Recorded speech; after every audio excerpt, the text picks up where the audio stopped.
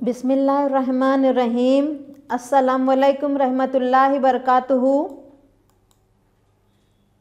Welcome to Samveda e learning class 10th standard, subject social science. Presentation by Farida Begum, assistant teacher, Phoolban Urdu girls high school, Hospet, managed by Khidmatul Muslimeen, district Ballari, state Karnataka. प्यारे बच्चों, अब तक हमने जमाते दहम का मजमून समाजी साइंस हिस्सा तारीख का 4वां सबक पढ़ चुके हैं। इसके हम 2 हिस्से पढ़ चुके हैं, यानी कर्नाटक में अंग्रेज़ी हुकूमत के ख़िलाफ़ तज़ादात के हिस्सा अव्वल और हिस्सा दुआम पढ़ चुके हैं। चलिए आज हम इसका आखिरी हिस्सा पढ़ लें, पार्ट 3 हिस्सा पढ़ लें। आइए, पिछले 2 क्लासों के मुताल्लिक़ आप जो भी मालूमात हासिल कर चुके हैं उसके मुताल्लिक़ मैं आपको चंद सवालात करूँगी, जवाबात दीजिए। कर्नाटक में अंग्रेज़ों के ख़िलाफ़ मुखालिफ तज़ादात के असबाब बयान करो। शाबाश। कर्नाटक मुख्तलिफ सियासी हुकूमतों में बढ़ गया था। अंग्रेज़ सियासी उरूज हासिल कर चुके थे। अंग्रेज़ों की हुकूमत हिंदुस्तान में वसी पैमाने पर फैली हुई थी। अंग्रेज़ तिजारत और ज़राअती इलाक़ों में लोगों का इस्तेहसाल करने लगे थे, जुल्म ज़बरदस्ती करने लगे थे, लगान देने पर मजबूर कर रहे थे। मुकामी हुक्मरानों को सियासी बेचैनी होने लगी थी। मुकामी हुक्मरान बेचैन हो गए थे, हिंदुस्तान के अवाम पर बहुत जुल्म हो रहा है ये सोचकर वो बेचैन हो गए थे, जिसकी वजह से कर्नाटक के बहुत सारे इलाके अंग्रेज़ों के ख़िलाफ़ होने लगे। कई हुक्मरान अंग्रेज़ों के ख़िलाफ़ होने लगे, जद्दोजहद करने के लिए आगे बढ़े। दूसरी एंग्लो मैसूर की जंग के नताइज बयान करो। शाबाश बच्चों, बिल्कुल सही फरमाया आपने।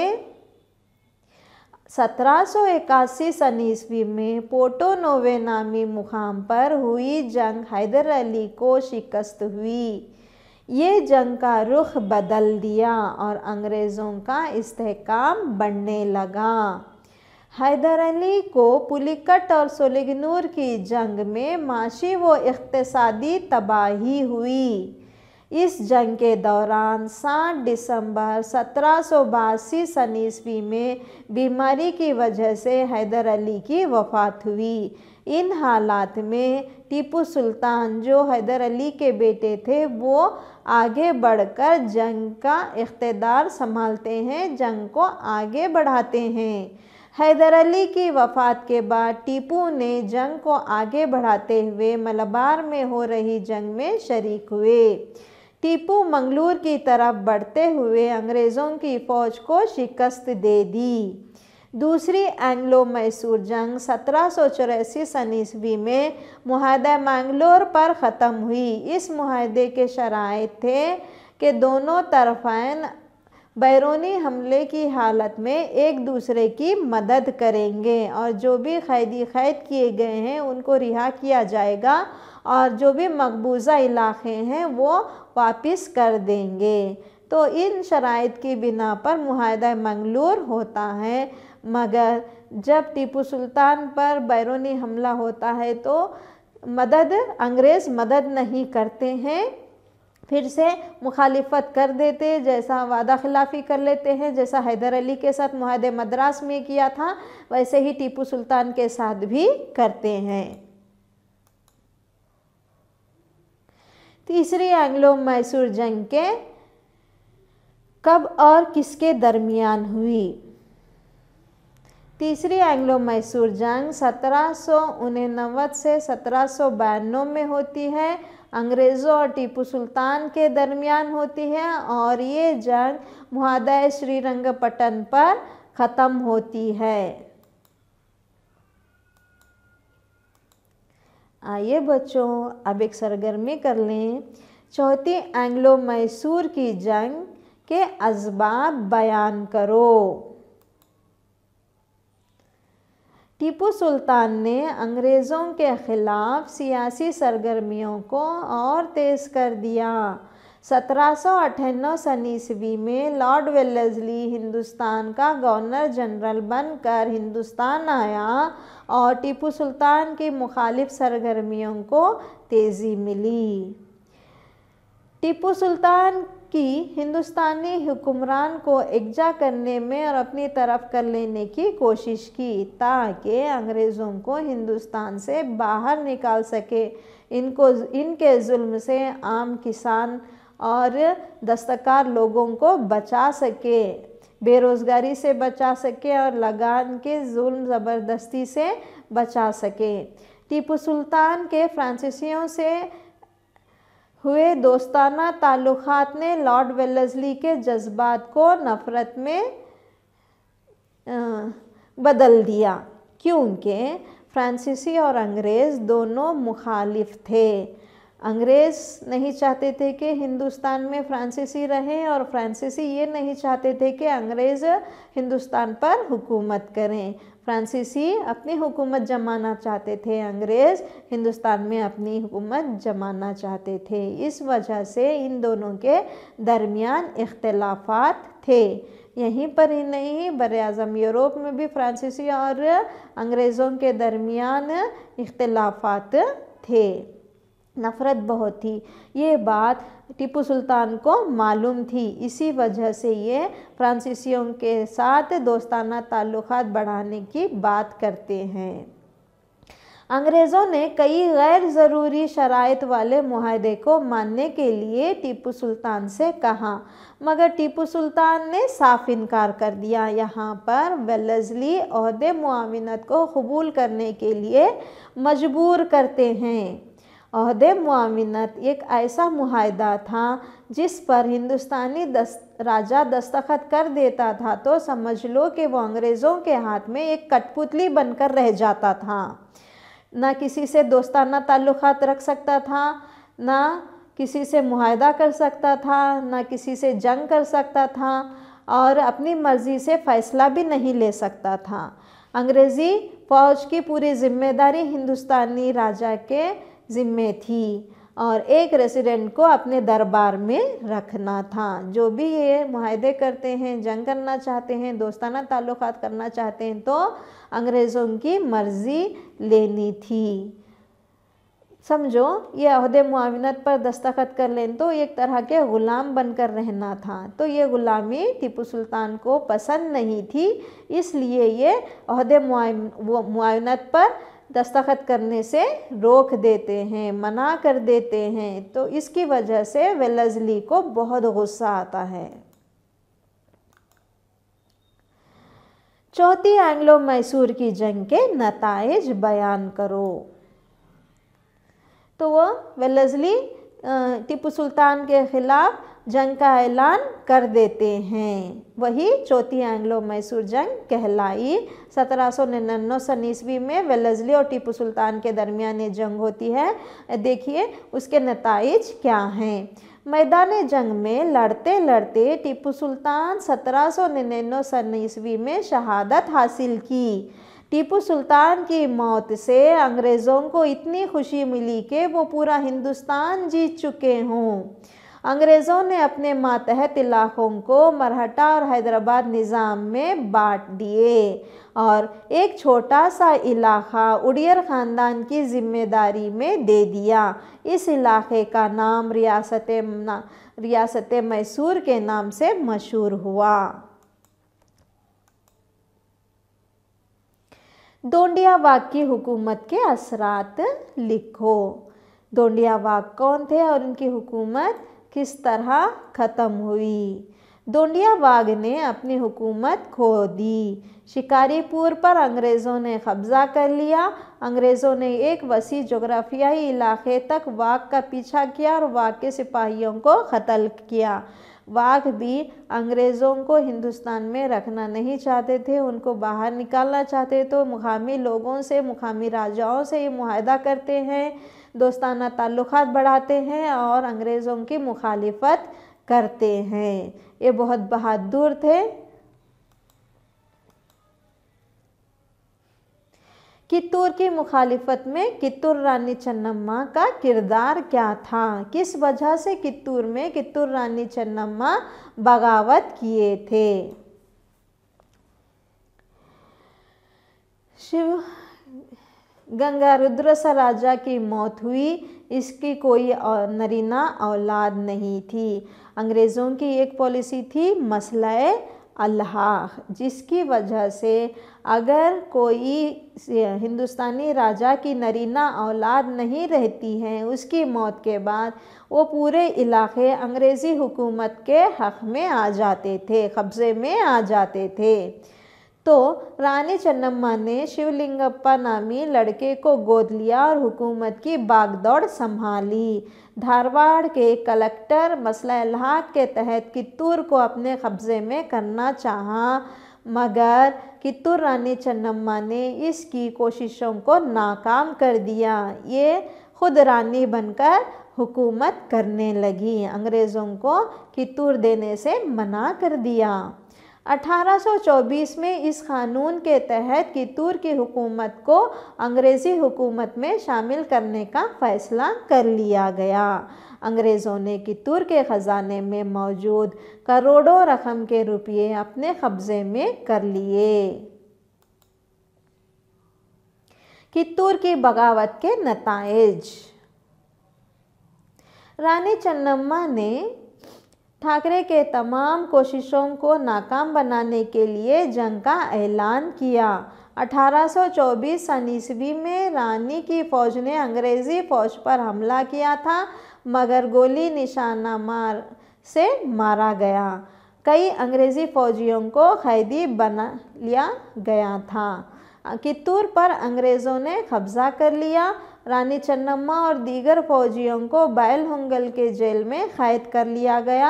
आखिरकार 1829 सन ईस्वी में रानी चन्नम्मा की मौत हुई।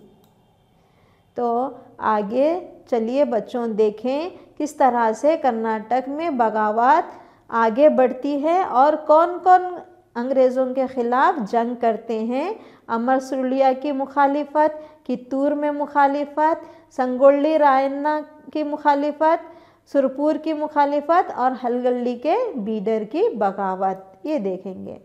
संगोल्ली रायन्ना। रानी चन्नम्मा के साथ संगोल्ली रायन्ना के नाम से इज़्ज़त व एहतराम से लिया जाता था।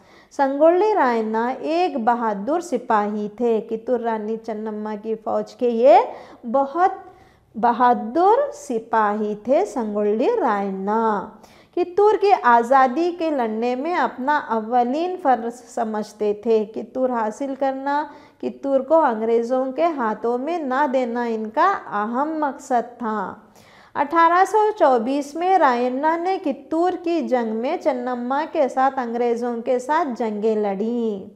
जंग में कैद करने के बाद फिर से रिहा किया गया था। एक तो इनको रानी चन्नम्मा के साथ कैद कर लिया जाता है, फिर आगे चलकर इनको छोड़ दिया जाता है। इनको छोड़ देते मगर रानी चन्नम्मा को कैद में ही रखते हैं। तो संगोल्ली रायन्ना जेल से रिहा होने के बाद अपनी एक फ़ौज तरबियत देते हैं और अंग्रेज़ों के ख़िलाफ़ बगावत करने का मंसूबा बनाते हैं। संगोल्ली रायन्ना फ़ौजों को मुत्तहिद करते हुए फ़ौजियों में आज़ादी के जज्बे को उभारता है। जोग्राफियाई हुदूद के पोशीदा मुकामात में ये इजलास को मुनक़िद करता है और मंसूबे बनाता है। मुकामी लोगों को जमा करते हैं, इजलास करते हैं, अंग्रेज़ों के ख़िलाफ़ किस तरह बगावत करना है ये बोलते हैं। ये अंग्रेज़ों से मुताल्लिक़ा कचहरियों और ख़जानों को लूटते थे। पहले नंदीगढ़, खानापुर इसके फ़ौजी अड्डे थे। इसकी फ़ौज की कुल तादाद 500 थी। अंग्रेज़ों की मदद करने वाले गाँव रायन्ना के गज़ब का हिस्सा बना। अंग्रेज़ों ने सोचा कि रायन्ना कित्तूर रानी चन्नम्मा के कहने से फौजी अड्डे बना रहे हैं। कित्तूर रानी चन्नम्मा इनको गाइड कर रहे हैं, जिसकी वजह से ये अंग्रेज़ों के ख़िलाफ़ अंग्रेज़ी कचहरियों को लूट रहे हैं, अंग्रेज़ी ऑफिसरों को मार रहे हैं। इसी वजह से रानी चन्नम्मा को बैलहोंगल जेल से कोसोगुल्लू जेल में मुंतक़ल कर देते हैं। सिर्फ इनका ये शक था, इनसे कोई राबिता नहीं था, फिर शक की बिना पर वो इनकी जेल बदल देते हैं। रायन्ना को पकड़ने के लिए अंग्रेज़ों ने जाल बिछाया। चन्नम्मा से मुखालिफत करने वाले देसाइयों से तहक़ीक़ की गई। साजिश का शिकार बनाकर रायन्ना को कैद करके धारवाड़ लाया गया। संगोल्ली रायन्ना को 26 जनवरी 1831 में अहम मुजरिम मानते हुए अंग्रेज़ों की खिलाफत किए। इस वजह से अंग्रेज़ इनको नंदीगढ़ में फांसी दे दी। अमर सुरलैया की बगावत 1835 से 1837। ये किसानों की मुखालिफत थी। किसान अंग्रेज़ों की मुखालिफत करते हैं क्योंकि इन पर ज़्यादा लगान आयद किया जा रहा था। कूर्ग के हालेरी राजा चिक्कराजेंद्र को अंग्रेज़ों ने 1834 में ओहदे से बरतरफ कर दिया। इससे कूर्ग में सियासी नाराज़गी बढ़ने लगी। कूर्ग में स्वामी अपरंपार, कल्याण स्वामी और पुट्ट बसप्पा ने हथियार बगावत के लिए तैयारी शुरू कर दी। स्वामी अपरंपार बगावत का कायद था। स्वामी अपरंपार 1835 में अंग्रेज़ों ने कैद करके बेंगलुरु रवाना कर दिया। कल्याण स्वामी को 1837 में कैद कर लिया गया और मैसूर की जेल में रखा गया। वेंकटप्पा नायक। वेंकटप्पा नायका अपने वालिद कृष्णप्पा नायका की मौत के बाद सामने आए। 1834 में पैदा हुए और कम उम्र में ही बहुत नाम कमाया, बहुत इज्जत शोहरत हासिल कर ली। वेंकटप्पा को मुनासिब तालीम दिलवाने वाले मेड्यूस टेलर ने अहम किरदार निभाया।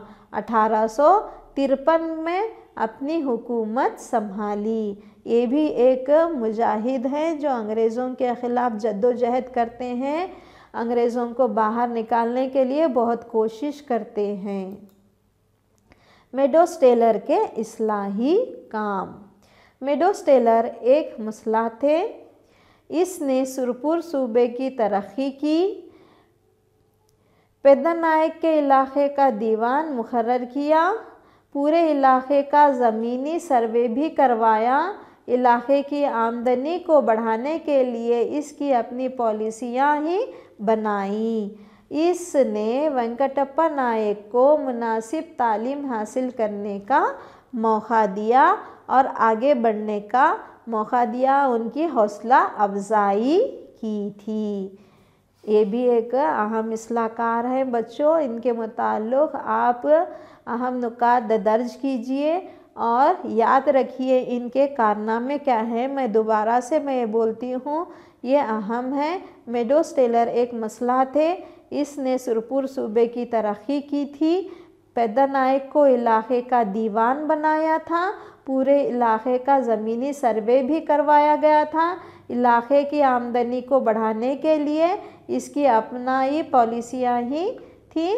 इसने वेंकटप्पा नायक को मुनासिब तालीम हासिल करने का मौका भी अता किया था और इनकी हौसला अफजाई की थी। सुरपुर बगावत 1857 में ये अफवाह आम हुई कि नाना साहब के हामी सुरपुर में मुक़ीम हो गए हैं। अंग्रेज़ों ने राजा को गलत समझा। क्या बिल ने राजा इंतज़ाम में मलूस होने के मुताल्लिक़ रिपोर्ट दे दी। मौरख़ीन ने वेंकटप्पा नायक को आम तौर से कर्नाटक की तारीख़ में गदर का लीडर मानते हैं। इन्हें बागियों के लीडर मानते हैं वेंकटप्पा नायक को मौरख़ीन। उतनी इज़्ज़त है इनकी, उनके कारनामे उतने अच्छे हैं। 1858 में अंग्रेज़ों ने सुरपुर के किले को कब्जा कर लिया। संगोल्ली रायन्ना की बगावत बयान करो।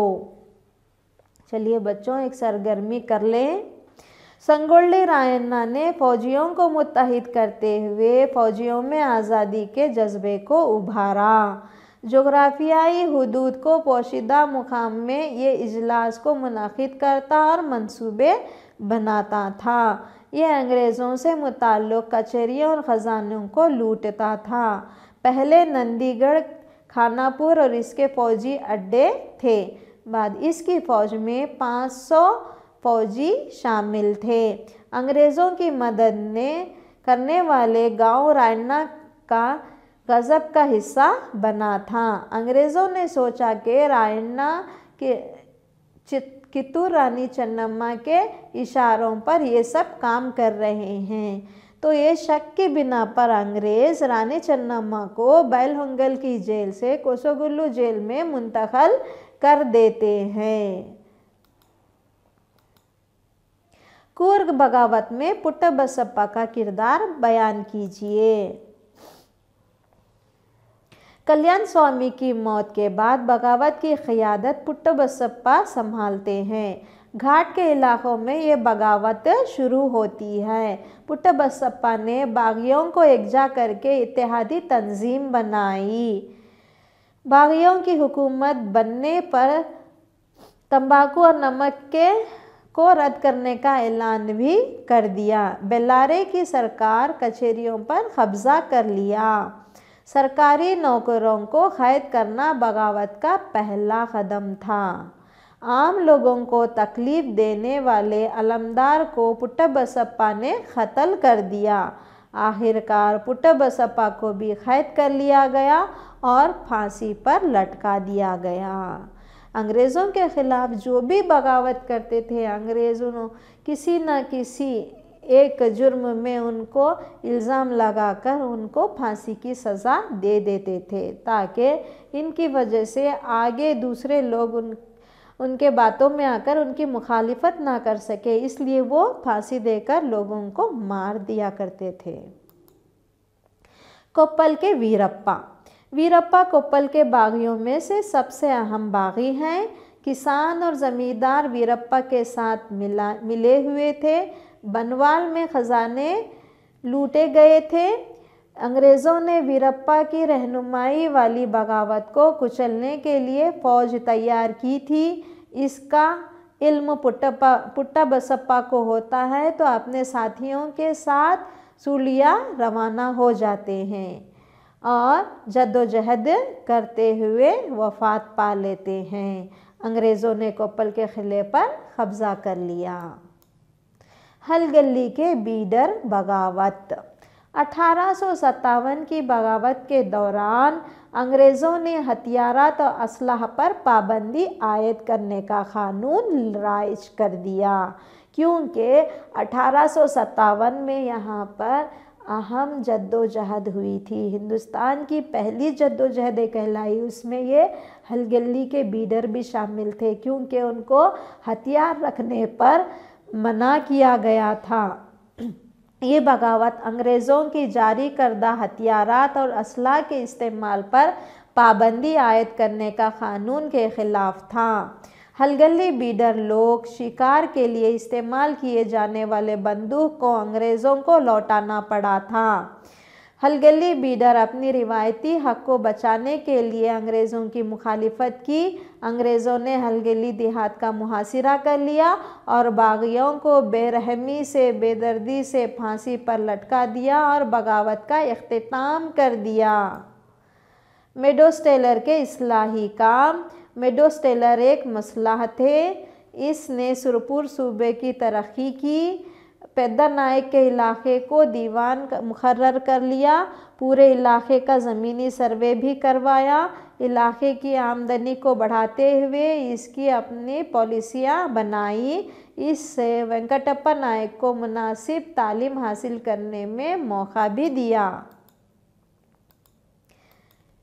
सुरपुर आइए बच्चों यादा कर लें, सुरपुर बगावत पर मुख्तसर नोट लिखो। 1857 में ये अफवाह फैली हुई कि नाना साहब के हामी सुरपुर में मुकीम हो गए हैं। अंग्रेज़ों ने राजा को गलत समझ लिया। कैंपबेल ने राजा के इंतज़ाम में मौलूस होने के मुताल्लिक़ रिपोर्ट दे दी थी। मौर्रिखीन ने वेंकटप्पा को आम तौर पर कर्नाटक की तारीख़ में गदर का लीडर कहा। 1858 में अंग्रेज़ों ने सुरपुर किले पर कब्ज़ा कर लिया। वेंकटप्पा नायक का किरदार बयान करो। वेंकटप्पा नायक अपने वालिद कृष्णप्पा नायक की मौत के बाद सामने आए। 1834 में पैदा हुए और कम उम्र में इज्जत शोहरत हासिल की। वेंकटप्पा नायक को मुनासिब तालीम दिलवाने वाले मेडोस टेलर थे और इनका किरदार अहम था। 1853 सन ईस्वी में ये अपनी हुक्मरानी संभालते हैं। कोप्पल के वीरप्पा नायक का किरदार। वीरप्पा नायक कोप्पल के बागियों से सबसे अहम बागी थे। किसान और ज़मींदार वीरप्पा के साथ मिले हुए थे। बनवाल में ख़जाने को लूटा। अंग्रेज़ों ने वीरप्पा की रहनुमाई में बगावत को कुचलने से फ़ौज तैयार कर दी। इसका इल्म पुट्टबसप्पा को होता है तो अपने साथियों के साथ सुरैया रवाना हो जाते हैं और मुसलसल जद्दोजहद करते हैं। करने के बाद इनकी वफ़ात हो जाती है। वफ़ात होने के बाद अंग्रेज़ों ने कोप्पल के किले पर कब्ज़ा कर लिया। हलगली के बीडर की बगावत बयान करो। ये अहम है बच्चों, इसे दर्ज करो। 1857 की बगावत के दौरान अंग्रेज़ों ने हथियारात और असला पर पाबंदी आयद कर दी। ये बगावत अंग्रेज़ों के जारी करदा हथियारात और असला के इस्तेमाल पर पाबंदी आयद करने का कानून था। हलगली बीडर लोग शिकार करने के इस्तेमाल से बंदूक अंग्रेज़ों को लौटाना राज़ी ना हुए। हलगली बीडर अपनी रिवायती हक़ को बचाने के लिए अंग्रेज़ों की मुखालिफत कर दी, क्योंकि शिकार करने के लिए इनको हथियार होना ज़रूरी था। अगरचे वो अंग्रेज़ों को लौटा देते तो उनके पास कुछ नहीं बचता था, उनका पेशा ही शिकार था।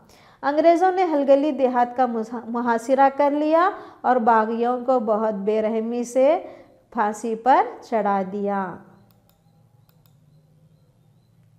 आइए बच्चों, आपको घर पर काम देती हूँ, इन सवालात को हल कीजिए और मौलिमा से जांच करवाइए। संगोली रायना पर नोट लिखिए, सुरपुर बगावत पर नोट लिखिए और एक मंसूबा बनाइए। कर्नाटक के दीगर बगावत के मुताल्लिक़ मालूमात हासिल करें। इंशाअल्लाह ताला अगली क्लास में मिलेंगे। तब तक हिफाजत से रहिए, अपना ख्याल रखिए, सोशल डिस्टेंस मेंटेन कीजिए, मास्क पहनिए, सैनिटाइज़र का इस्तेमाल कीजिए। इंशाअल्लाह फिर मिलेंगे। तब तक अल्लाह हाफिज़, जज़ाकल्लाहु खैर।